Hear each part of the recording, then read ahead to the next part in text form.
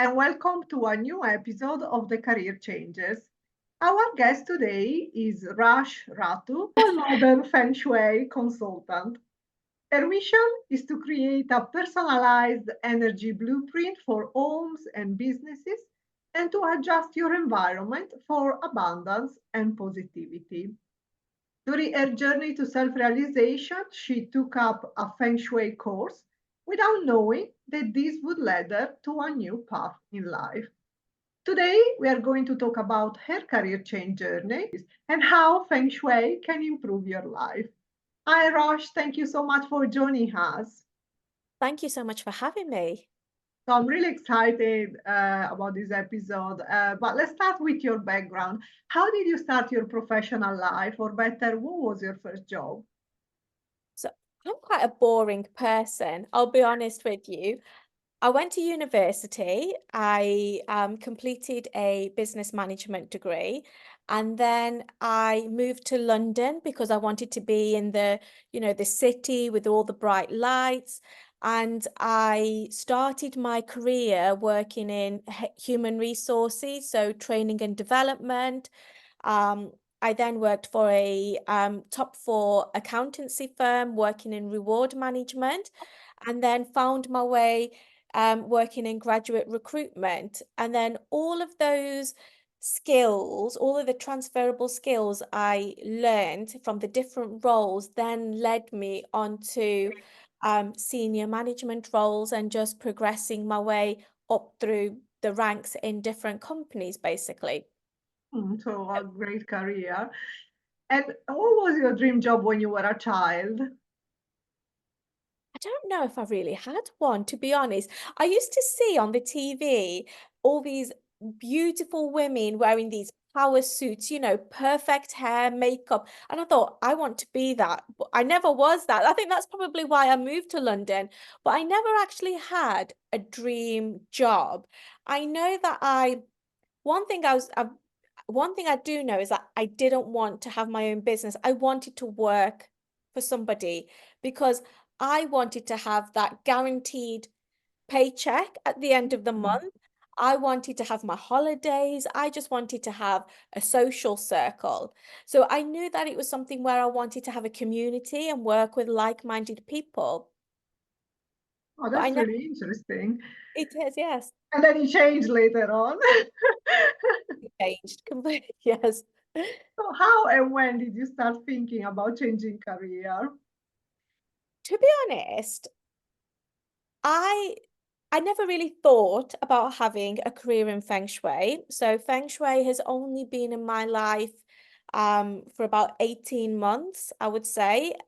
Um, I had my home analyzed, which I'll go into a bit later on, but I had my home analyzed, and the lady who was teaching the course, the lady who analyzed my home, sorry, she contacted me to say that she was running a course and would I be interested in knowing more. So I thought, okay, yeah, let's explore. And then it was only when I was in maybe week 4 or week 5 of the actual course that I thought, oh my goodness, this is something that's absolutely amazing and it can help people. It really can help people. And that's when I thought to myself, I need to change my career at that point. And I said to my husband, this is what I want to do. And it was a big change for me because it was stepping into a different world whereby I'd be working by myself. I'd be working in an industry or where people think don't really know much about feng shui. And also you have to really put yourself out there. I had to really,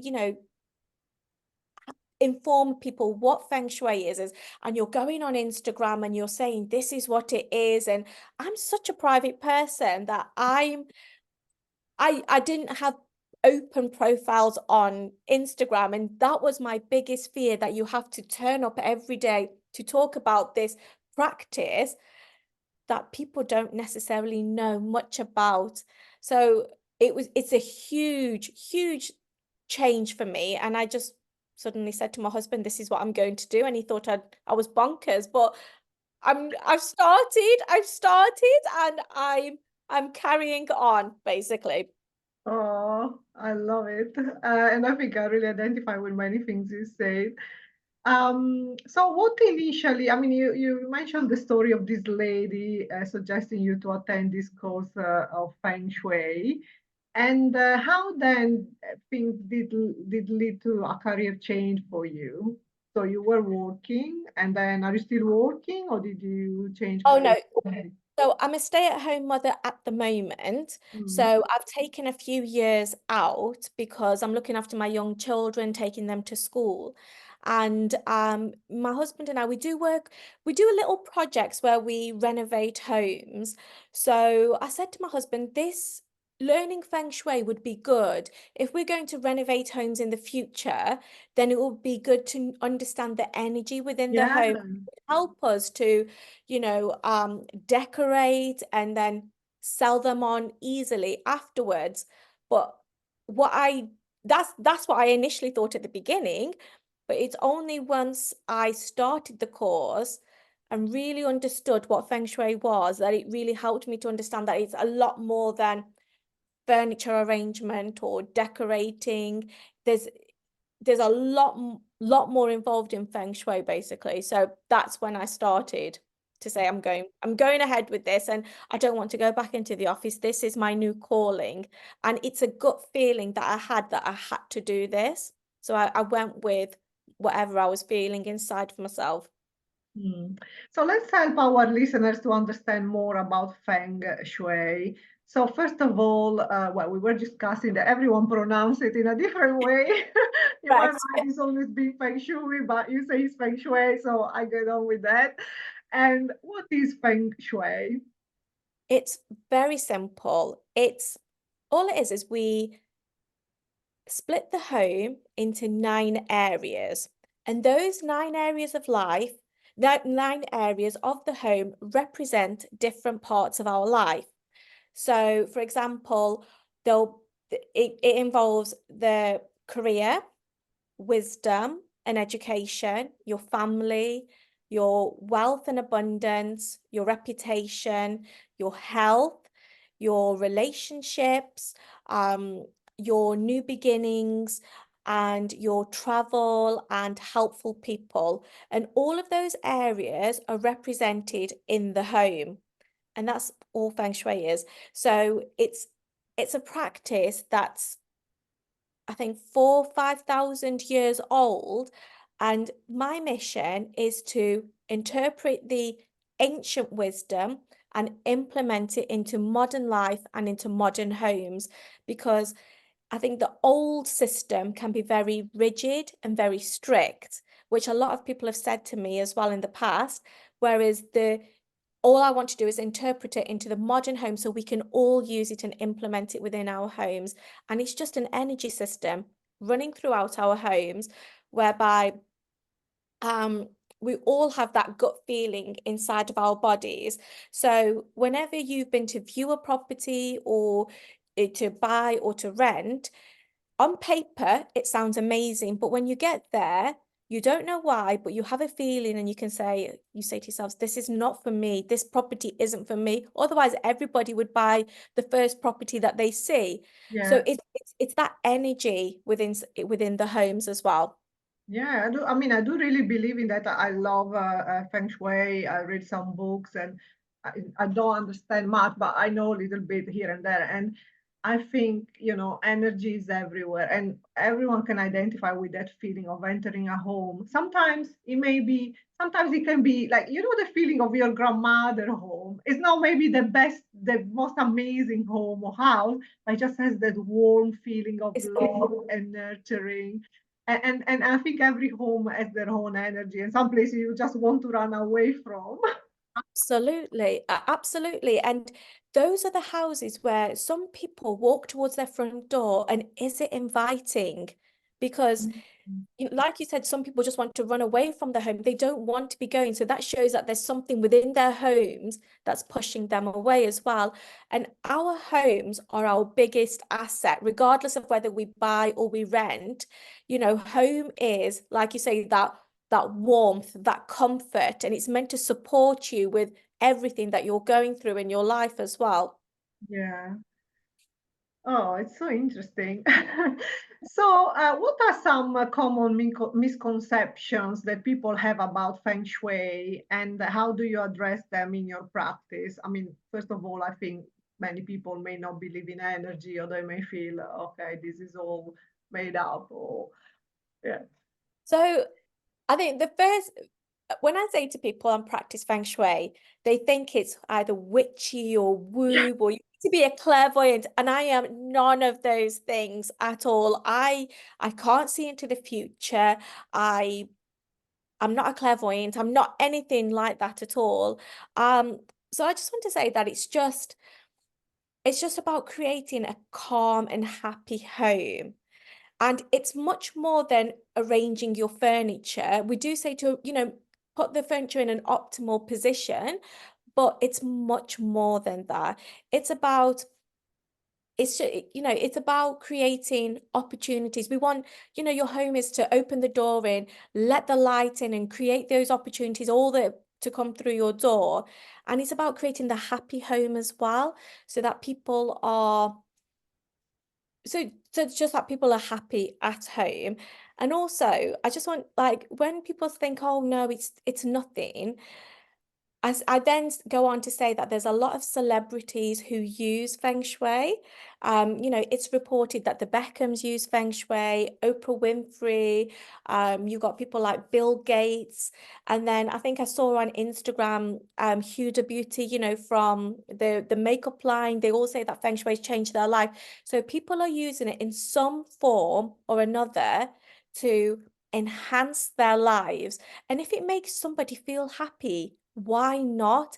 It's not about having these pristine homes with the minimal decor, or the, child so they're not child friendly at all. It's about creating your home, and it's about creating that abundance and just bringing in that luck and opportunities into our homes. Yeah. So, can you explain the concept of personalized energy blueprint for homes and businesses, and how it impacts the people within those spaces?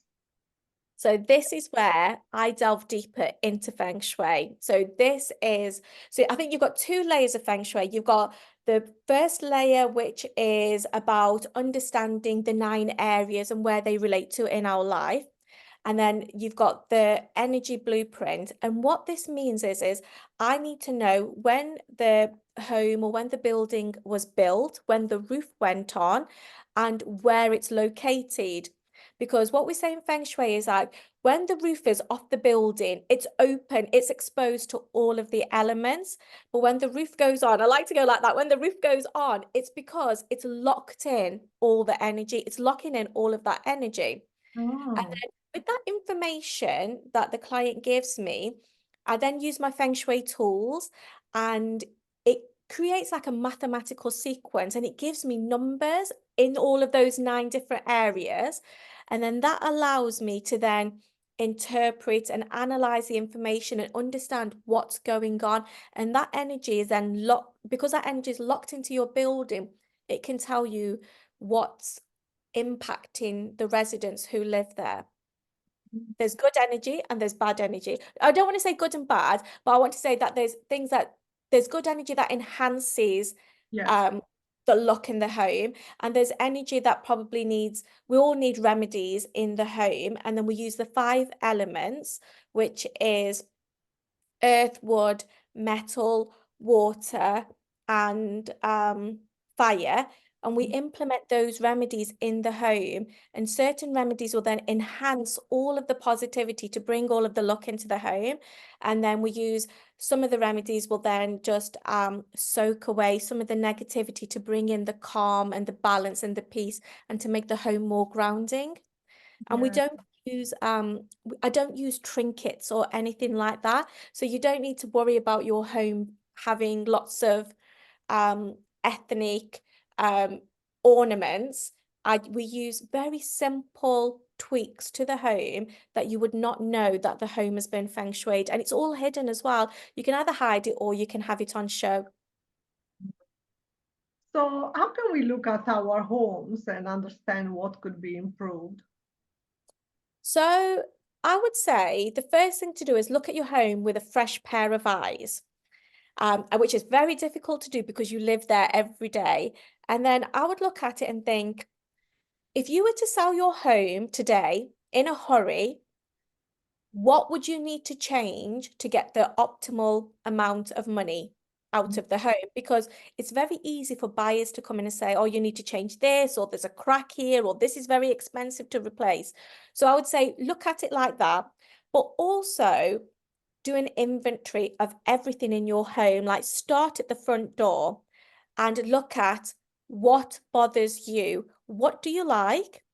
What would you change if you could change something? And what makes you feel happy? And what do you really dislike? And if you really dislike something, or if something really bothers you, that's the first place where you probably need to change. And also look at every corner of your home and think, what's there that shouldn't be there, that probably needs to be in the garage, but I've not moved it, or something that needs to be unboxed, or, Yeah. something that's sitting there for the last 6 months and you've not done anything with. So I'd start with that side first. Hmm. And what can we do to increase money flow or career opportunities with Feng Shui, considering that we are here at the Career Changes? Absolutely. So the money area is in the southeast of the home. So you'd use a compass, go to the southeast part of your home. It doesn't matter where it is. Mine is my downstairs toilet. But I Oh, use, honestly, it's awful when I tell everybody that my downstairs toilet is my money area. But I have to say, before I started Feng Shui, I would never use that toilet. I would hate it. It felt really cold. But yes. now, since I've Feng Shuied the whole home, it feels very nice, and like it feels like a sanctuary. It feels like very zen and Oh, welcoming and nice. warm. And I had a big crack in that wall. The first thing Oh, I did was fix that crack because I don't want any cracks in my finances, because Feng yes. Shui is on a lot of metaphors as well. So I don't want any cracks. I want everything to be perfect. And then also, so I had a very good clean and a tidy up of that area. And then also in Feng Shui, we say money equals water. And so I would recommend checking all of your house for any drips, any leakages, where if your toilet's leaking, constantly dripping over time, because what that means is your money's flowing away from you as well. Mm. And then outside, I would check if you have any, like, I had children's toys that were stagnant, full of water, because when it rains, the water just collects. And Mm. stagnant water isn't good because it just means that your money isn't growing as well. So if you look at some like posh hotels or stately homes, they all have these beautiful water features in front of them. And that water is bringing in all the wealth through all their customers and through all the opportunities. So that's why so anything with water related needs to be looked at within the home. And then for your career, we'd go to your north area of the home and have a look what's there. And also think about where you want your career to go. You know, where are you still stuck in the past and you have everything from your career in boxes from 10 years ago? Or do you want to move forward and you want to do a new course? Then how are you bringing in that course? What are you doing to start this new course? Are you reading a book? Are you looking at new courses? Are you thinking about changing your job? It's about your beginnings. It's how you want your future to go. Mm. Oh, sounds so interesting. And to understand the different areas, which I use the compass. So wherever it Just says north or wherever it says yes. southeast, that's the area, and it can be anywhere in that specific It can be room. anywhere, yes. Because when we renovated our home, I renovated my home before Feng Shui. And if I had known that my north area was the career, I would have put my office there. So I would, Instead if of the toilet. Yeah, exactly. And then I put the money in the south. Exactly. So I would move things around. But yes, it doesn't matter what rooms are there as long as you know what you want and what your intentions are, and you clear out all of the clutter, the rubbish, and keep it clean. And you set your affirmations as like, this is what I want from my life as well. And I know I want to achieve something. I want this amount of money, and this is what I want my money to represent. Then you just put visual affirmations there as well. Mm, okay. So how do you approach adjusting environments for abundance? I mean, you mentioned now money, so that maybe can be one element, but maybe can be abundance of anything else that we want in our lives, and positivity. And what are some key principles or technique that you use for that? I think the main principle is you have to declutter. Mm, And the second one is it starts with your front door. And I know it sounds very strange, but all the energy comes through your front door. So that's why we encourage you to open your door. But the last thing you want to do is have obstacles there. So such as shoes. So ideally we say, because I've done it, I've walked in the house and I'm stepping over 10 pairs of shoes that nobody puts away. And then, there's coats there and there's boxes there that need to be sent back to the store because, you've done your online shopping and you just haven't returned the items. So we always start from the front door. And then what areas would we look at? So you start from then that allows all the energy to flow through the home. And then if you are looking for abundance in love, for example, you'd look at your southwest area and you'd look at placing everything in twos, in pairs, because a relationship is two people, not one person or not three people. So it's about looking at your home, and it depends on what the client wants as well, because some clients come to me and say, I want a relationship, I want peace in my home, I want my relationship to get better with my partner. And so then we look at those areas of, we look at the southwest, but then we also look at the bedroom as well, because your bedroom is there for rest, romance, relaxation, rejuvenation, and it's your sanctuary. But mm, how many people work from their home, work yes, from their bed? They yes. work in their laptops or they have exercise equipment. And there are little tweaks that we can do. But, the world is a better place when everybody has had a good night's sleep, because I know I've Yes. got children. When I've not had a good night's sleep, I wake up groggy, I'm moody. And then if I've got my laptop next to me, then you automatically open it, you check for emails for the start of the day, so let's make our bedrooms back the sanctuary that they should be. Definitely. So, in what ways can Feng Shui complement or enhance our personal development or wellness practices? I strongly believe it can help a lot. Firstly, for wellness, a lot of people are doing their own internal healing. And the last thing they want to do is come home and walk into clutter, and because then it takes the focus away from themselves, and then it puts the focus back onto the home. And ideally, what we want to do in Feng Shui is say, clear the clutter, it will help you focus in your life, because then you can then think about you and your well-being, but also with your personal development as well. Like, personal development is about you knowing exactly what you want in your life, or thinking you want to go down a particular path. Well, if you don't know that, then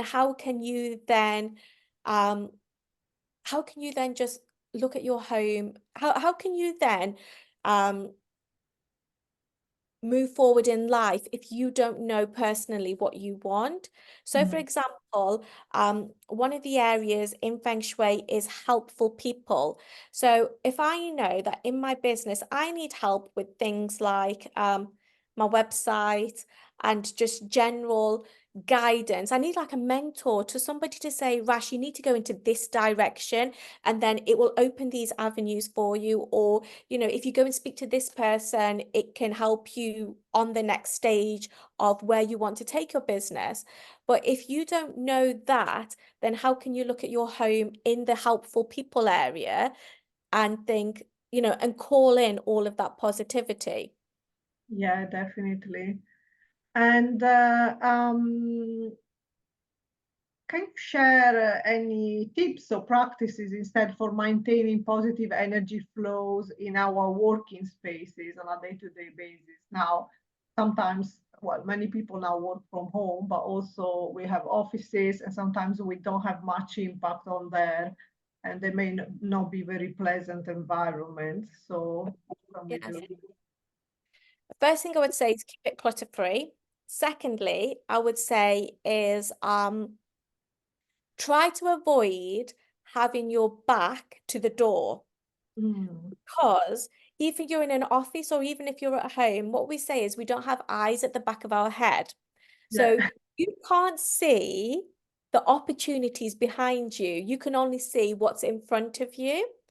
And if you can see the door, you can then see what is happening in front of you, who's walking past. Or even if you're at home, you might just think, well, actually, it's about allowing the energy to come in. And it allows your creativity to flow better, because if you're facing a wall, then it just means that sometimes you can't see further than 60 centimeters at distance. But whereas if you move your desk around slightly and you open up your space, it then might allow your creativity to flow a bit better. And if you think about a CEO in his office, they don't sit cramped up facing a wall. They sit in the Oh, center, and they allow. lucky them. It's true though. Yeah, it's true. But then we should also adopt that in our life as well. We might not be a CEO in such a high position, Mm, but you are still the CEO of your business or what you are doing. mm. And you should think, well, this is the mindset I am going to have. I am having the mindset that I am the boss. This is my business. I want to see everything around me, and you need to let the opportunities flow. And you wouldn't see the CEO stuck in the corner looking at the wall. So why Oh, should I love that so much. you That's change your great. desk around if you can do? Yeah, we all have to think that we are our own SEO.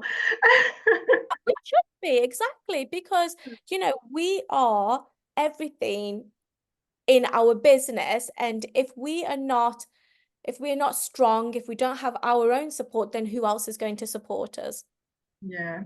So we reached the end of this episode. We have a few more questions, not much time, but to Okay. conclude, for those interested in incorporating Feng Shui into their lives, where would you recommend them to start? Um, I would say be mindful of what you read on the internet. And the only reason I say that is because there's a lot of contradictory information. And there's so many different schools of Feng Shui that one person might say do something this way, and somebody might say to do it a different way. So find somebody you resonate with. Find somebody who you think, actually, I like what they're saying, and then follow what they say. Speak to a Feng Shui practitioner, because they're all more than happy to speak to you. And then if you don't like their way, look at somebody else. But then also, I've got my Instagram, or my other colleagues have got their Instagram as well, and find somebody who you think, this is who I want to learn more from. Mm. And if you could give an advice to someone looking to change their career based on Feng Shui, something quick, something easy they could do. Um, I'd say go for it. What do you have to lose? Feng Shui's changed my life. I genuinely believe that. And I really believe that I would not be here today if it wasn't for Feng Shui. And it has brought in so many opportunities for myself and for my husband. And we are just riding with the tide. We are just going with it. We're not even thinking about it. It's like these opportunities are coming out of nowhere. And we're just like, you know what, let's go with it. And the only difference that we've done to our home is Feng Shui. Mm. So go with it. Incredible. And now, really, the last question. Yeah. If you could give yourself a piece of advice, what would you say to your younger self? Have more confidence in yourself and go with it.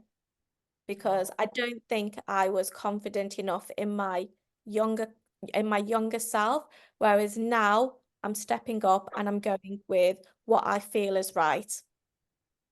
that's great. Well, thank you, Rash, so much for joining us today and sharing your inspirational career change story and Feng Shui wisdom with our listeners. You're more than welcome, and if anybody wants to contact me and ask me any information, then please do so. Yeah, where they can find you. On Instagram at Feel Good Feng Shui. That's great. And the last message for our listeners, don't forget to subscribe to our channel. If you enjoyed this episode, please leave a review and tune in next week for a new inspirational episode of the Career Changes. Thank you. Thank you so much.